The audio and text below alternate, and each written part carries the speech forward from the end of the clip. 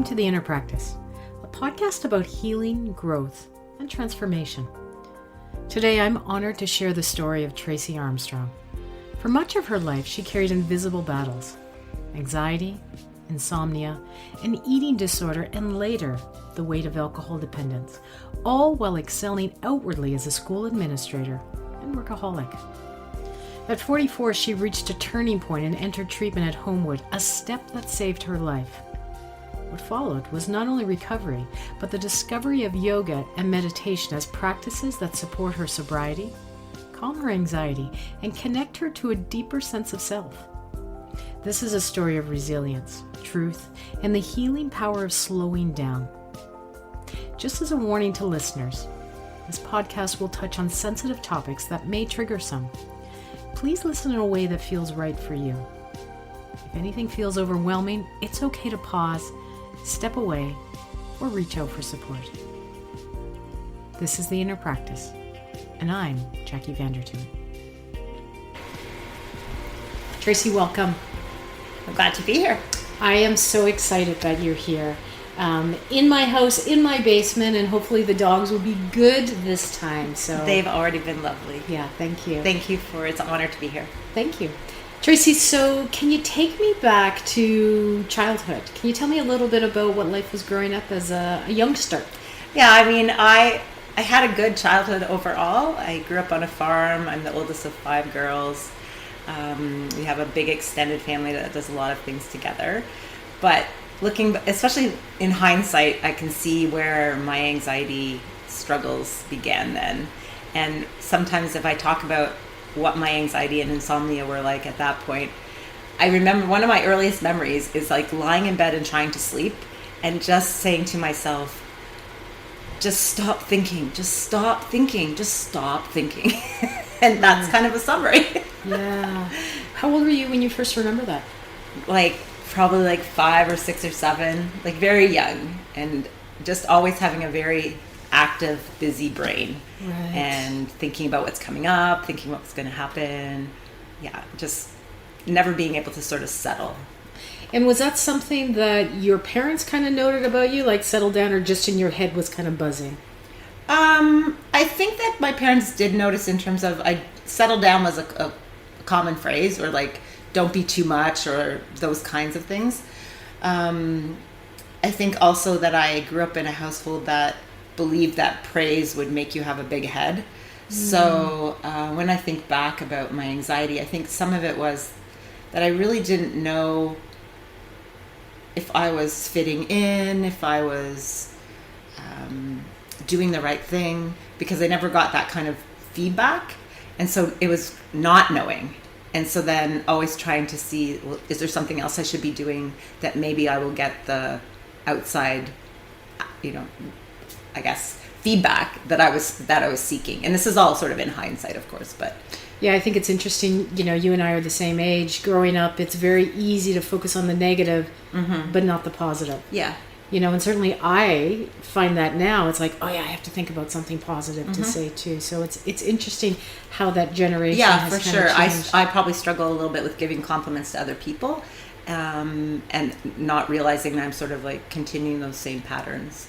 Yeah. And which aren't, I don't fault my parents in any way, because they grew up in similar types of homes. We also never really talked about emotions or feelings. So everything was always you just have to be fine. Everything's fine, right? Just keep going on.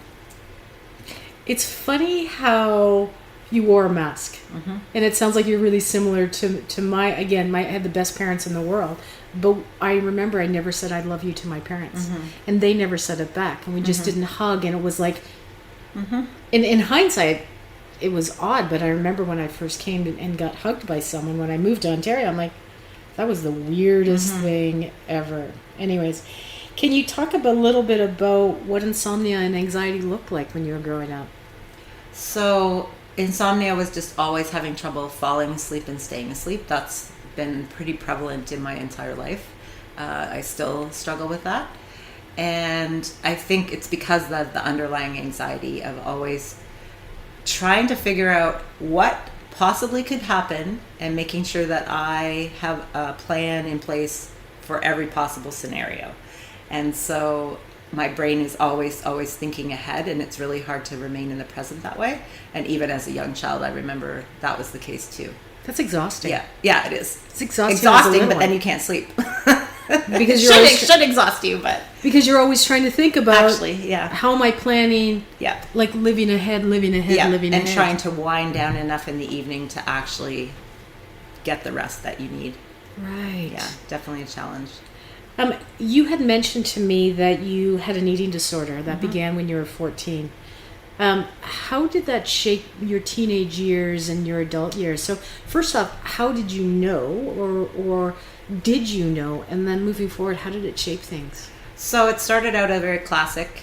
I just felt like as I hit adolescence, I was gaining weight. Didn't like that.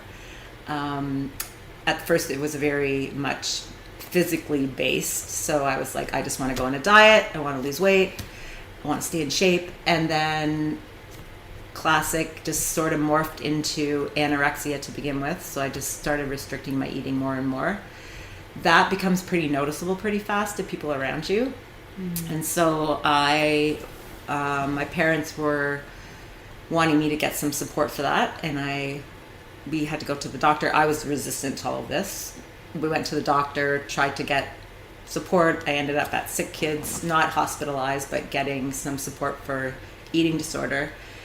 And I think it's not like I made a conscious decision about this, but it gradually changed into bulimia, because bulimia is much easier to hide because you're eating somewhat normally. Right. Your weight usually isn't quite as low, and yet it's still very disordered eating. And so I think it shaped me. I basically struggled with eating disorders from the time I was 14 to probably my mid-20s before I sought help on my own. And it definitely impacted that whole period of time. It's like I was living a double life, because on the outside, I looked successful as a student, very involved in extracurricular sports, leadership, jobs, community-based events. But on the inside, I'm secretly hoarding food, storing food, eating food, purging. So it's like a complete, you know that underneath it all, there's this whole like shame and just knowing that you're basically lying about who you are. And it's definitely not good for your development. I've never struggled with an eating disorder. I've had athletes who have had eating disorders, and they're so multifaceted and so complex. And to navigate that, I'm so glad your parents were there to offer that support.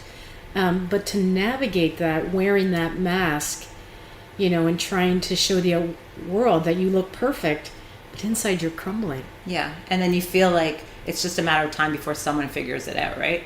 And yes, my parents were supportive in terms of getting treatment, but we didn't really still talk about it, and it was still very hidden. So we didn't talk about it in my extended family, and because I was resistant to treatment, I think my parents kind of gave up after a couple of years because I wasn't really getting better, but I wasn't accepting help either. So, and I certainly blame myself for that. Right. And it wasn't really until I decided that I needed my own support that things started to turn around in that area. I appreciate that conversation, because that's, it's such a tough topic that for me to ask questions about it, I'm almost afraid to ask questions, because I'm afraid to trigger or go down a path or whatever. But I'm so appreciative that you're open about this, because that's part of this, is just unveiling the mask that we present as something, but inside we're something else. So thank you for sharing that. Yeah, and even now I look back at it and I'm like ashamed of my behavior, and yet it's part of my journey. And in my adult therapy, I've learned that probably that was the only way I survived. Like maybe I would have hurt myself or committed suicide or something instead of going down the route of eating disorders. So in some ways that coping mechanism, even though it was negative, was also helpful in a certain way. Like it was supporting me at the same time, which kind of sounds strange, but I do believe that was true. No, it's a coping mechanism, whether it's healthy or not. It just allowed you to manage, I'm assuming, the struggles that you were having at the time. that I couldn't really verbalize and couldn't put in. And eating disorder, it seems like it's about food in your body, but it's not. It's about control and feeling like you don't have control, and this is the only thing you can control. Wow. Do you see some of these challenges, how they were kind of linked to that anxiety and perfection, or do you think that it was something else that may have triggered eating disorders? No, I think it was fully linked to that. I think I was trying to be what I thought everyone needed or wanted me to be, and on many facets I was very successful. Was able to do all the things that I thought people needed, like being successful at school, being successful at work, being successful in extracurricular. And then it was like a pressure valve almost, like to maintain that level of perfection, I had to have some way of releasing it. And the only way I could figure out how to release it at that point was binging and purging. Right. And even now I can think, yes, that was definitely like, I could manage because I could look forward to when that could happen. And I would plan my day around that and know that if I could do that later in the day, I could manage everything. Right. Because you were actually a high school administrator. Elementary. Yeah. And that comes with that success. I air quote that word, success. Can you tell me what success would have looked like to you when you were younger?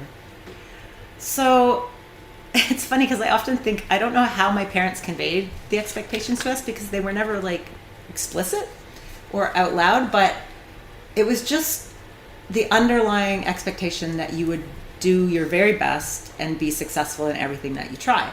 And so I think all of my sisters have, like I said, I'm the oldest of 5. All of us struggle to a certain degree with this level of perfectionism and somewhat anxiety. And I think as I grew into the role of school administrator, first I was a teacher for many years, and I loved the job, and it's challenging and it's rewarding and it's exciting and there's always something new happening. It's never boring. Yet at the same time, it's like one of the worst possible jobs to have with somebody with anxiety, because the job is never done. And so I could just keep going. And so, again, on the surface, very successful career. Looking back, moving into administration, all the classic success modes of being in that role. And it allowed me to continue to try to be perfect in all of those things, but you can never accomplish what you feel you need to do. So it's like just this carrot that's in front of you, always striving towards that and never feeling that I'm enough, no matter what I'm doing. Yeah. Which is it's just a crazy cycle, right? Yeah, that sense of chasing the carrot. I like what you said, that sense of I'm going to be perfect, yet defining what perfection is. And no one can ever achieve it in any job, but in a job that has a never-ending possibilities of completing, it never ends, right? We venerate this mountain that we will never climb, and I can absolutely see why that would contribute to or exacerbate those feelings that you were feeling. Did anyone know that you were struggling? So, I think, in terms of my eating disorder growing up, my family was aware of that, and some of my friends in university, because it's kind of hard to completely hide that.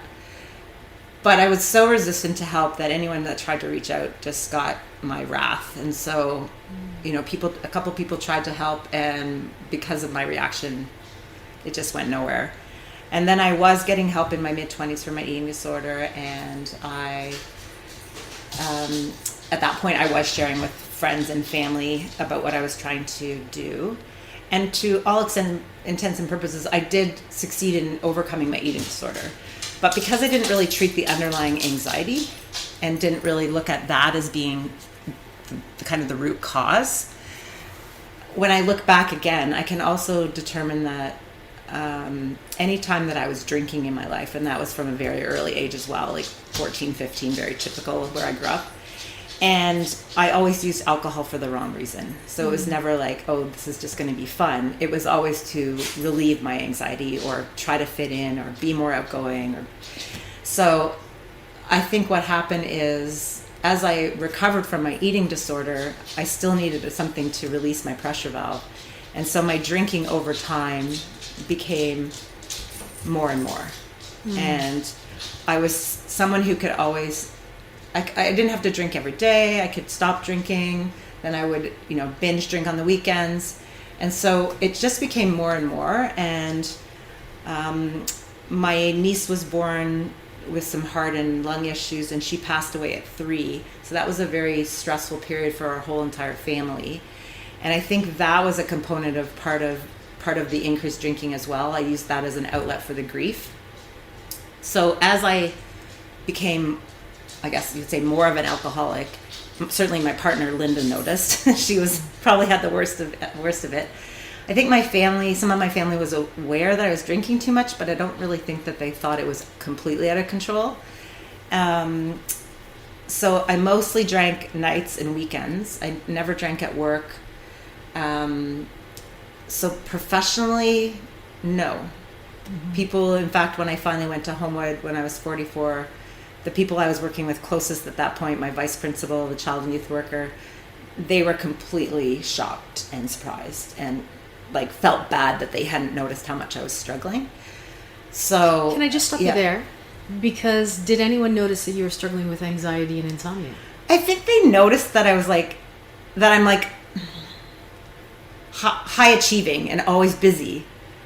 But no, probably not to the extent that I was. Could you have labeled it? Did you know? Yeah, I would just say I was stressed. Everyone in education, everyone's stressed. So right.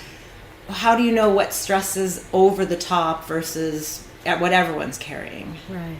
How come you resented people who tried to reach out to help, if I can ask that question? I think more people try to reach out at a younger age, in my teenage years and early 20s, because I didn't want help. I think I didn't know how I could live without being bulimic. I'm well, I can't, how am I going to do this? I have no other coping mechanism. So I was so scared. It was technically working. Yeah. So I was so scared of getting help and maybe having to deal with some other stuff that I just resisted, which is very common. And in terms of my drinking, I knew that it was a problem, and several times I tried to stop myself, and I would stop for a while and then I would go back to it thinking I can control it, not realizing that that's part of the cycle of a functional alcoholic is yes, you can stop, yes, you can manage, but that it just keeps getting more and more severe as you go along. Can I go back to the drinking? When did you start drinking? Probably 14, 15, starting experimenting with alcohol. And then, of course, in high school and university, it's very normal to drink a lot. So, and then because it would be my motto would be work hard, play hard. So you work hard during the week, release on Friday and Saturdays. It used to only be Friday and Saturdays I would drink, and then gradually it would start to be Thursdays and Sundays. Then we bought a cottage, which everyone drinks at the cottage, but we're the owners, so now I'm drinking all the time, right? And the path of alcoholism is that if you are prone to alcoholism, there's studies on how the more you drink, the more you need to drink. It just becomes more and more, and it doesn't provide the same outlet that it did at the beginning. And it's socially acceptable. Absolutely. You and I grew up in the 80s, and that's what you did. We went to the bar Thursday, Friday, Saturday, and I wasn't a drinker, but so many of my friends were. Yeah, absolutely. And, if I grew up in a time period where drugs were available, I probably would have become addicted to drugs instead. I have a very addictive personality. I wasn't exposed to drugs as much, so I didn't take them. If they had been offered, I probably would have been. Right. But I remember making it was almost. Did you see how drunk Bob got or Sarah got? Yeah. How many can you pound back today? Yeah. It's almost crazy in hindsight thinking about it. But for people who struggle, you're feeding into the coping mechanism as a bystander. Someone around them. So I can see how to offer that help would be almost a struggle because you're just acting what I think is normal. Yeah, and I think some of our friends and family were like, wow, she's drinking maybe too much, but wow, she has a really hard job and she's stressed out a lot, and she needs to release on the weekends or whatever, and not really realizing that how much of a problem it was. So you've mentioned that Homewood, and you had said to me you reached 44 and you reached a low point in your life. I'm really curious as to, like, did something happen at 44? So it is interesting to think about why anyone finally seeks help. So I know when I was in my 20s and I was seeking help for my eating disorder, I remember just one day where I had been binging and purging a lot, and something inside of me said, like, you're killing yourself. Like, what are you doing? So I remember that's when I sort of asked for help, and I went through treatment and a lot of therapy at that point. And in my early 40s, I had taken a short leave from work because I was finding that I just wasn't coping. My drinking maybe wasn't quite as severe at that point, but I took a short leave of maybe 2 months because I just was finding myself like waking up in the morning and crying before I was going to work, overwhelmed, because I knew that at the end of the day I was going to have more things on my to-do list than at the beginning of the day. And so I recognized that I was struggling, and I talked to my boss, and we arranged a leave. And I was already going through therapy with EAP through work, and I found a counselor that was fantastic, and she is part of my saving my life story as well. But she and I were working on my anxiety, my childhood trauma around just not feeling that I was worthy, and like nothing specifically traumatic, just the trauma of not knowing if you're worth anything unless you're doing stuff. That constant eating of the words. Yeah. And so as I sort of sunk deeper and deeper into alcoholism, as I was talking with my therapist, at one stage I said, like, I just can't stay stopped. Like, I stop and then I start again. And why can't I stay stopped? And so we talked about Homewood, and I read through the papers, and then I talked with her, and I said, I think I need to do this because I can't do it on my own. And this is part of why, as someone who's perfectionist, I can fix myself. Why would I need any help? It's just a moral failing that I can't stop drinking. Right. And I certainly got that message from other people. My partner would have said that. People would have been like, what's wrong with you? Why can't you get it under control? Right. And so I went to Homewood, and that actually even surprised my partner when I told her I need to go to Homewood. She's like, but you're not an alcoholic. I'm like, I think I am. Like, I think I am an alcoholic. So thank goodness for Homewood, and I'm so grateful that I had a job that covered the costs of Homewood. It's a well-renowned facility for addiction and mental health that people wait a long time to get into. So yeah, if I don't know what would have happened if I didn't seek help at that time. But there was a few pieces to coming to that understanding that I needed that. So one was with my therapist. The second thing that happened was I was not drinking at work, but I was starting to come home in my car, have alcohol in my car, in my underground parking, and I was drinking as soon as I got in that underground parking. And I was thinking to myself, what is this? Like, this is crazy. What's the next step? You're going to be drinking in your car on the way home? Like, you're going to be drinking and driving? You're going to start drinking at work and lose your job? Like, oh my God, what are you doing? Like, my inner voice was saying this, right? Right. And then around that time too, one of my sisters, and I'm very close with my nieces and nephews because we don't have kids. One of my sisters had called Linda, my partner, and said, if my nephew Jack is coming over for this overnight, are you going to be there? Because I noticed that Tracy's drinking a lot, and I just don't know if that's going to be safe. So Linda told me that, and I was like horrified.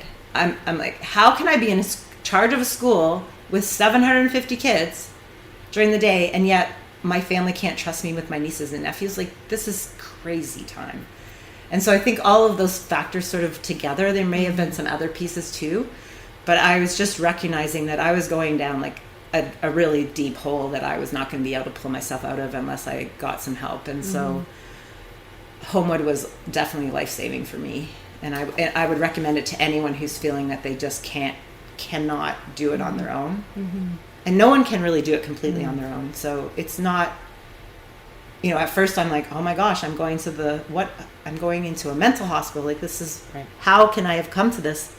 But as I went through that program and just learned about the disease of alcoholism and how many people succumb to this, and across all genders, races, classes, and a lot of the people who work at Homewood are people in recovery themselves, so they have these stories of what it's like. So yeah, it was an amazing program. It was hard. It was very, very hard because I had to face a lot of things that I did not want to face. Right.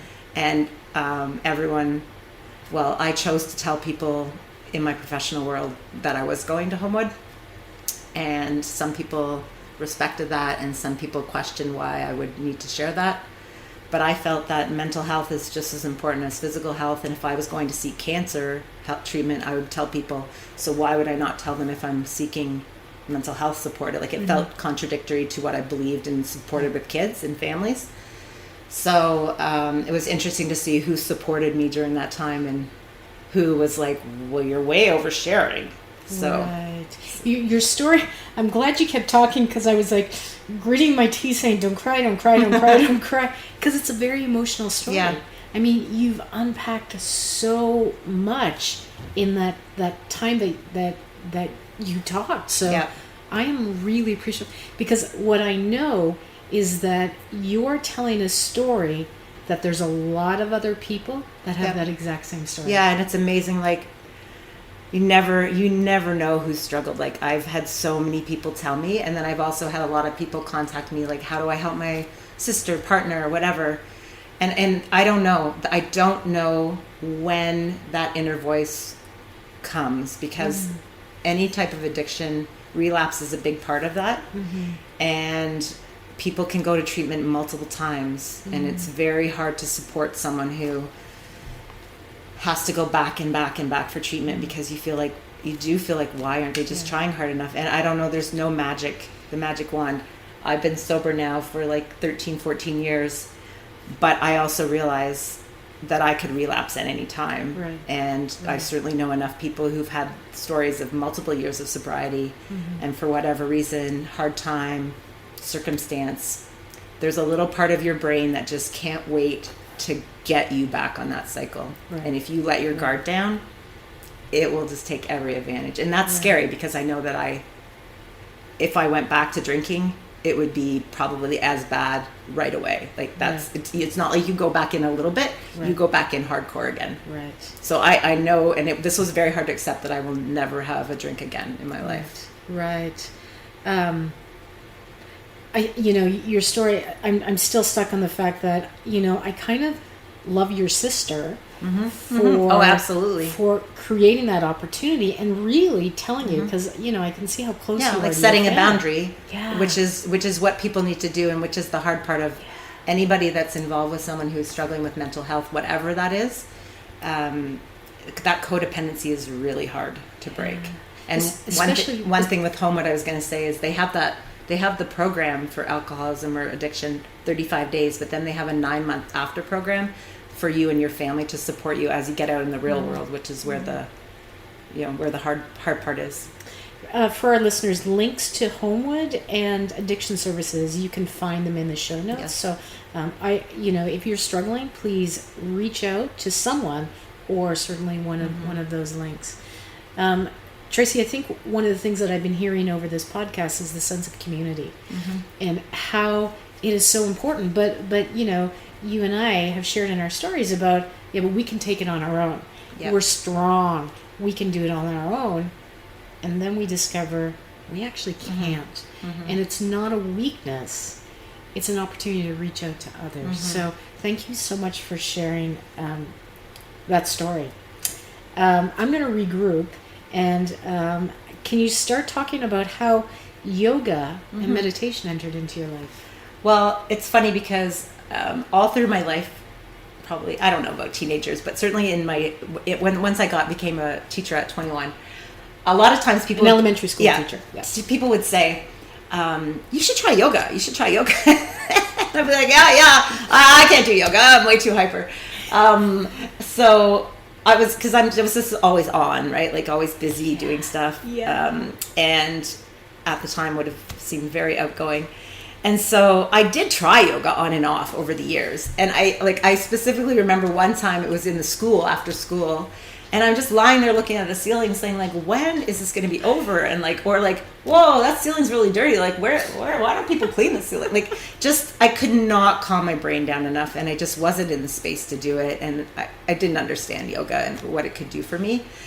But in Homewood, there was opportunities for sort of special things that you could sign up for. And one of them was yoga and meditation for sure. So I participated in those because those were like, you should try everything and engage and see what works for you. And then there was also another person in recovery with me who, she was a yoga teacher. And so she was teaching some classes just for people in our unit in the mornings if we wanted to. So I was participating in that as well. And then when I got out and I started going through my serious recovery journey, I decided that I was going to try to do yoga as part of my routine. And there's like several sort of tools that I thought, okay, I'm going to try this. And I think it was just the very right time that I was needing yoga, and yoga was ready for me. Mm-hmm. So luckily it has become part of my mental fitness, health fitness, and it's really become an important part of my routine in my daily life. And I'm so grateful that I found the practice and finally could embrace it for what it offers.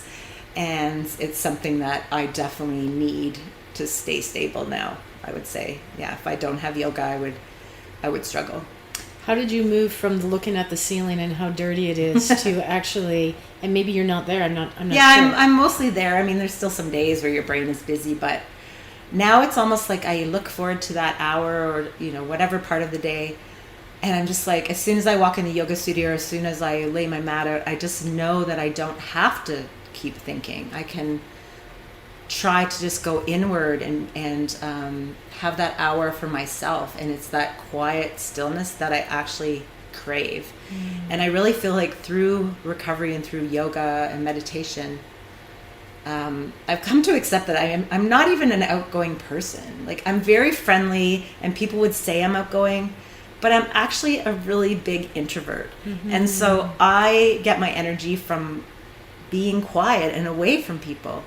And people think that's hilarious who've known me through other decades of my life, because I'm just so like full on. Mm-hmm. But that was depleting my energy all the time. So no wonder I needed an outlet.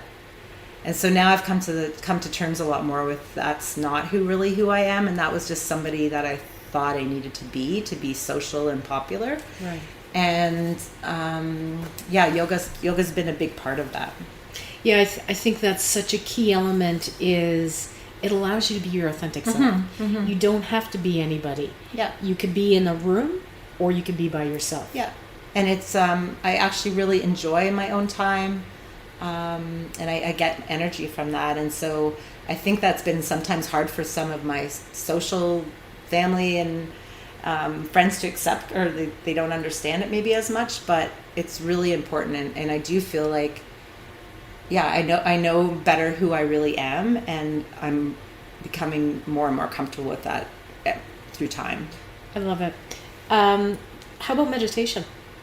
Meditation's also really important because I feel like it draws you inward and really focuses on your inner voice and not all this chatter out in the world and what your brain is telling you. So I think both are important. I struggle with meditation that's completely silent, but I love like the singing bowls at Go Yoga, or I also believe that you can do a walking meditation. Nature's a big part of my healing as well. So just not needing to be plugged in or plugged into somebody else, just really experiencing the world for what it is in its natural state is meditative to me. How do you shut your brain off? Like, is that a learned practice? Or I'm still working on it. But that's hard, right? Like, I always say Shavasana is the hardest pose. Yes, but I feel like I can in yoga, but it's still hard in the rest of my life. I mean, it's better than it ever was before. The other big piece that yoga has helped me with is when I was working with my counselor, one of the books that we had that I was reading that was helped me is that I have unrelenting life standards. That's my like category of problem or challenge. And so I'm always trying to be like a 12 out of 10. Like, and anything we do, if we go on a trip, it has to be a 12 out of 10.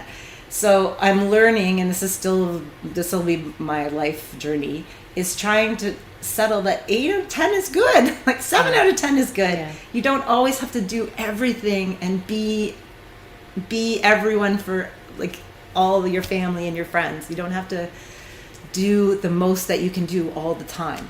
But that's hard. I have to rein it in, and I constantly have to say, is this enough? And then I'm like, this can be enough. There's one of my favorite quotes, and may I offer it to you? It's by Gandhi. There's more to life than increasing its speed. Exactly. And, I sit in my basement, and my husband's got all of his ultra medals and all that stuff. and I often say to us, there's more to life than increasing its speed. So I understand completely where you're coming from, is that, that sense of perfectionism and need to be more than you are, which is impossible. Well, I joke that my epitaph is going to be like, but I wasn't finished, because I feel like I wish I had 3 lives, because I would like to do this life and this life and this life. And I just feel like I have so many things I want to do and accomplish and see and read. And there's just never enough time, even when I'm retired. And you are a traveler. Yeah. Definitely. A huge traveler. Yep. So there is lots of countries to see. Yes, but I don't need to see everyone. But there's part of me that wants to. Right. Wow. So you, in your journey, decided to become a yoga teacher.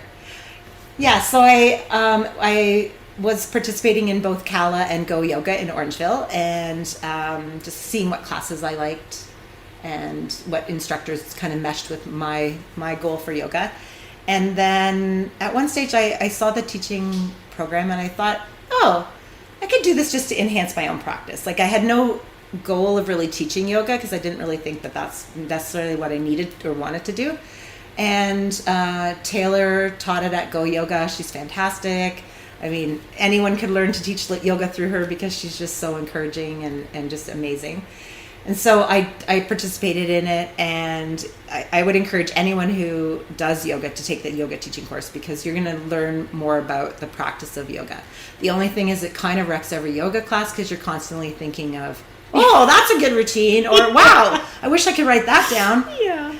But other than that part. But then I just started filling in, because they were saying, they asked if I would be willing to fill in for a few classes, and I really enjoy teaching the slower classes like Yin or Stretch and Restore or Go Gentle Flow. So ones that actually slow you down, because that's what I need, and so that's what I'm trying to offer other people. Right. Because I do feel like there's still some people that come to yoga who really haven't figured out sort of the mind, body, spirit connection, and they're really just there to like push their body to the extreme, which is fine. That's the journey that they're on.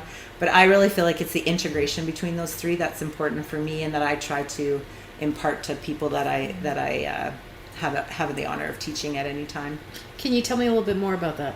Like, what do you mean by that mind, body, spirit, and how do you integrate that into your personal practice and into your teaching? Well, practice? I just think that I think a lot of people originally, when they think yoga, they're like, oh, I can't do yoga because I'm not flexible. Right. And yes, there's a certain degree of flexibility that you're working towards, and it's amazing for your body. Even if you're just doing yoga for your body, yay for you, because you're going to become more flexible. You're going to be at better balance. As you age, you're going to find that it helps you with your aches and pains and as you move into adulthood. But I also think that yoga is more about the mind and the spirit and the integration of all three of those, because it really is, if you learn about the history of yoga, it's more about coming into your authentic self and hearing your inner voice and just being still and calm and knowing that that part of you is always there, no matter what is happening in your life or around you. And if you can learn to harness that power, then I think that you can make it through any crisis in your life. And certainly the world around us is not an easy place to absorb. And so I think if you can come back to that inner stillness and say, this is still me at my core, and I can get through any of this as needed. And I think that's a big part of yoga for me. Yeah. And what do you think about the spirit component? And when we say when I do my therapy with people, I'll often say, "Are you a spiritual person?" And they always look at me like, "Do I believe in God?" I'm like, yeah, "No, I think there's there's a difference between spirituality and faith.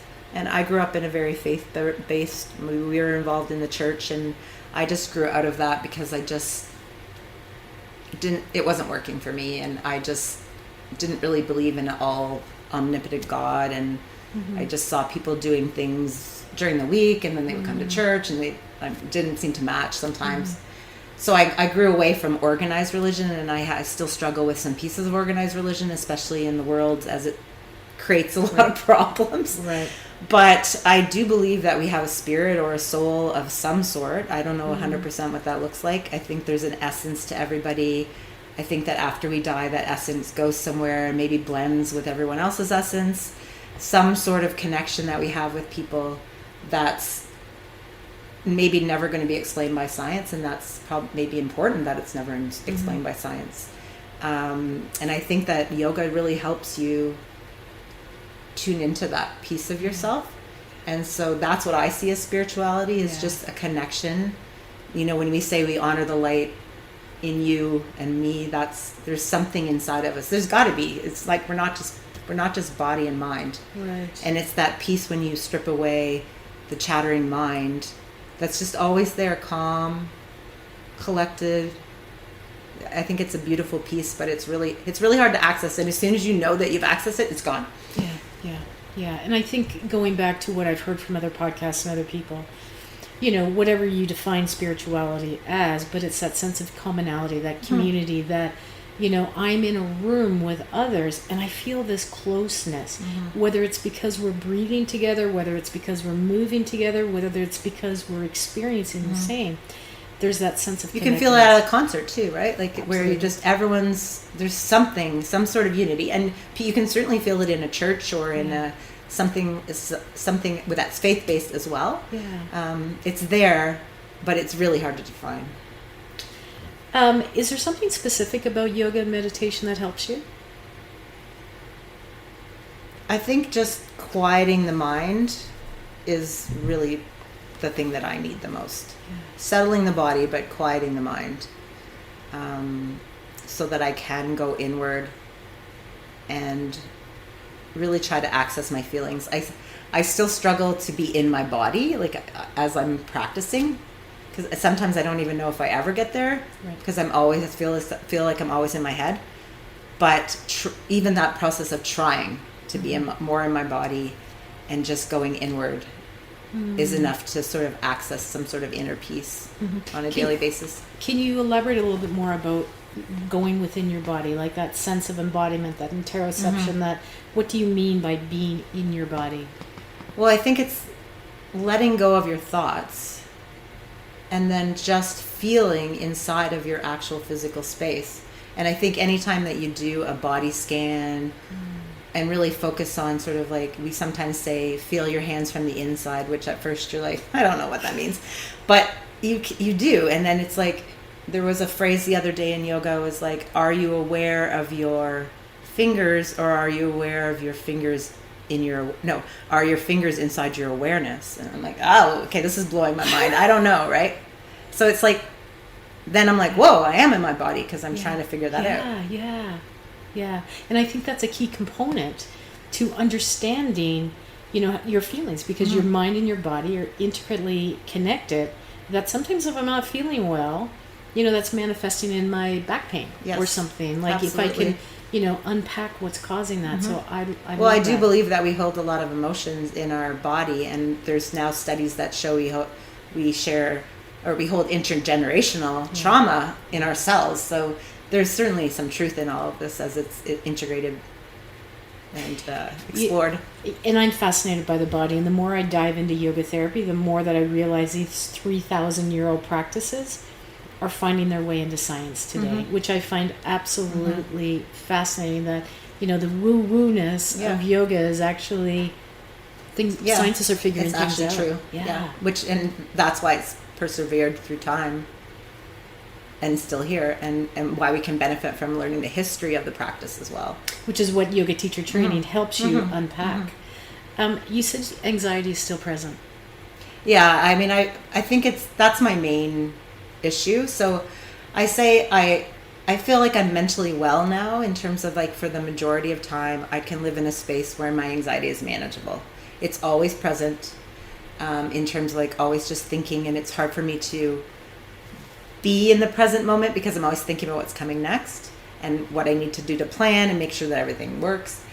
And I'm much better at recognizing when my anxiety becomes maybe like into like the 8, 9, 10 out of 10. And if I start feeling it creeping up, and that can be in my body or my mind, or my lack of sleep, then I start to say, okay, what's going on, and what do I need to pull it back? Like, do I need to drop something? Do I need to let go of something, an expectation that I'm putting on myself? And I can generally channel it back down. Occasionally I still have times where I'm like, okay, this is getting out of control. I'm not feeling good. But because I can recognize it, and I know the tools that I need to change it, but I don't think that's ever going to go away for me. I would be happy if it did, but I think it's just part of who I am. Yeah. What lessons have you learned on the mat that have taken you off the mat? I think breath is a big piece. So anytime that I'm starting to feel a little bit anxious or out of control, coming back to that breath, slowing it down, thinking whether it's box breath or alternate nostril breathing or something that just tries to calm, that alone can sometimes be enough. And you're just like, oh, okay, I'm just getting too busy and frantic, and I just need to come back to my breath and my body. And I think coming back to that sort of image of that inner self that always remains calm. It's like the ocean is always there, whether the waves are small or big. Right. It's okay. And to remind myself, I'm a very capable person, and I can probably handle almost anything that life can throw at me. So yes, this sucks at the moment with, Air Canada strike, canceling a flight or something, but will I get through this? In a week, is it going to matter? In a year, is it going to matter? And coming back to sort of those thoughts about what's really important, and that, yes, it feels out of control, but you can manage it. Right. Can I ask you what is important? For me, the most important thing is health. That's a big important for myself. And what's important in my life is spending time with my family and friends, and following sort of the passions that I have in my life. So the things that give me joy. So whether that's volunteering at a school and still maintaining a connection with kids, or traveling, reading, doing yoga, being out in nature. I love hiking, biking, canoeing, anything that brings me joy or helps me in terms of getting away from the craziness of the world and all the political things that can just make you sick. I feel like this is the wrong word, but how would you define success now? And that's why I say I'm not sure it's the right word, but I'm just kind of comparing to, pre-Homewood to now, pre-yoga now. Well, at one stage during Homewood, I actually felt like, can I even go back to being an administrator? Like, am I just going to go back into the same patterns again?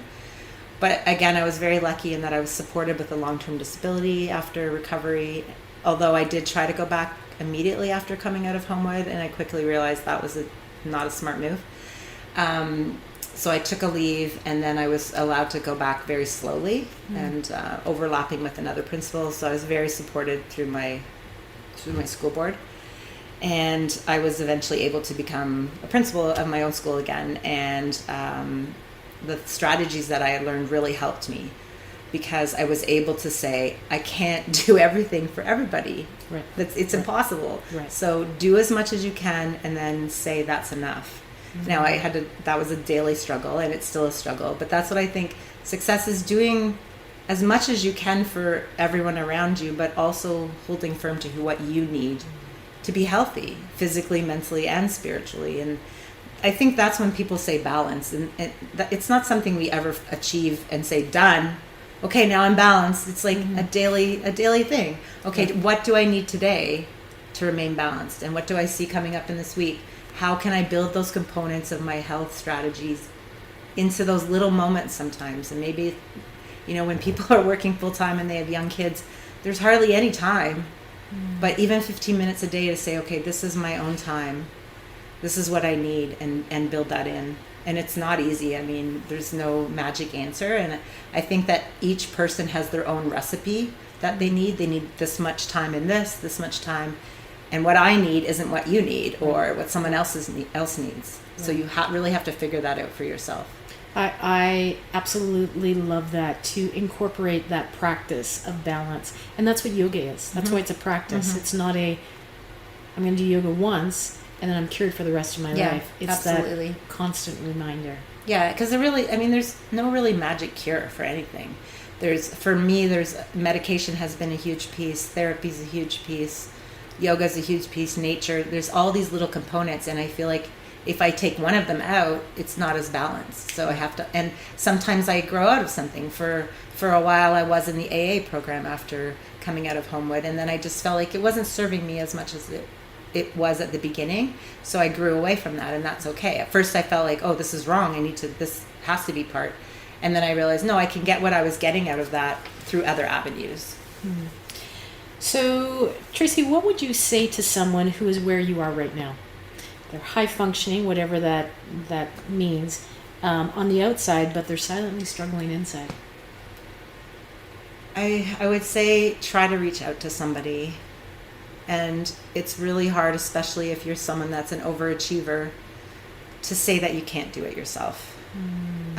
But nobody can. And so even just sharing a little bit about what you're going through authentically, you might find that someone else you think is struggling just as much. Yeah. And so sharing that, and then if that's an avenue that you can then get some support through, it's a journey, but look for support. And I would also say that if you're looking for a therapy, you sometimes do have to find a match, because you can sometimes find someone who just isn't connecting with you in the same way. And so you have to try different things and different strategies, and don't give up if something doesn't work the first time. Right. So go back in time, speak to your little kid. What would you say? Yeah, I was thinking this is one of the harder questions, but I do feel like if I could somehow make that 14-year-old me realize that she's enough already, and that she doesn't have to try so hard to impress everybody, because everyone has worth just in being, and you don't always have to do things and perform and achieve to be someone worthwhile. Yeah, what would it have meant to you to have someone say, hey, you know what, Tracy, you're enough. Just, you're enough. Yeah, it's sometimes I don't know, because would it have been enough to hear that? Because it has to come from inside. And so I do feel like I certainly had teachers that recognize who I really was, and I remember those people very fondly. But because I put such pressure on myself, and I don't know when that pressure began. Maybe, I mean, there's nature nurture. It's probably a bit of both. But that pressure was there from a very early age to be the best. And until you can feel that yourself, you can hear it from a million people, and you're just like, yeah, you're just saying that it made me feel better. I don't really feel that. Right. And I still struggle to take compliments today. So that's something that's not an easy fix. But yeah, I think if I could have somehow let her know that she was enough, and that she's quite competent in what she's doing already, and not to have to go to the extreme all the time. Yeah, wouldn't it be nice if there's a lot of people out there that can say that now? Yeah. Like to, the kids, because you're a teacher, right? Yeah. Just tell those little ones, hey, you know what, you're enough, or whatever. Yeah, and that's one thing that I do feel very proud of. I feel like I was a good teacher and a good administrator, and that I helped a lot of people and a lot of kids and families. And I was able to not continue that cycle in my professional life in terms of like what I would offer to other people. I'm most comfortable around children under 10, under 14. But I do, and I was able to I know you're not always supposed to hug kids, but I would hug kids. I think I offered most of them. I'm sure there were some that didn't get it from me, but most of them, some of the things that they needed, and that's why I was successful in my career as well. And I'm maybe I wouldn't have been able to do that without my own struggles, right? So it's hard to know. Tracy, as we conclude here, is there anything you want to share with others that we may have missed, that you want to elaborate on? I think just that support is out there when you're ready to receive it. And in terms of yoga, if people have suggested that you try yoga, maybe try again or try a different class, because different types of yoga work for different types of people. And I do feel it's something that everyone could benefit from. Even if you just go for the physical reasons to start, you'll start to notice that there's a change in sort of who you are and how you operate in the world. And it really does. It's not just for that hour that you go to class. It definitely helps you off the mat as well. Tracy, I can't tell you how much this has been an honor for me and a privilege to speak to you. I always love having conversations with people that I get to know on a deeper level. So I appreciate that. And you know, your story resonates with so many in my family. That's why, you know, listening to your story really welled up some emotion, because I'm like, well, had they only heard this story, or I hope this person hears this story. So you have definitely touched so many people. Yeah. So thank you so much. Well, and if there's anyone out there who needs somebody to talk to, I'm always available. I would be happy to help anyone through their recovery journey, because I had a lot of support through mine, and those people and those role models really helped me too. That's awesome. And I'll put any of those contact informations in the show notes as well. So you can reach out to Tracy, you can reach out to CAMH, you can reach out to Homewood. But like Tracy said, please make sure you reach out to someone. So thank you so much. Welcome.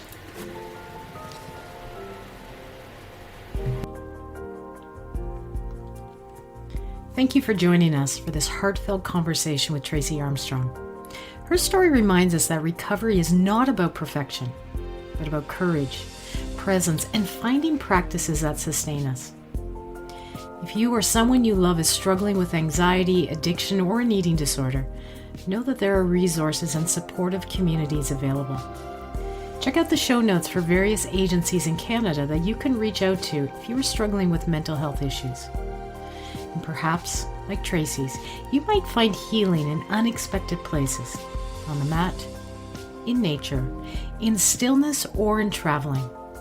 Until next time, keep practicing, keep growing, and remember you are not alone on this journey. This is The Inner Practice, and I'm Jackie Vanderton.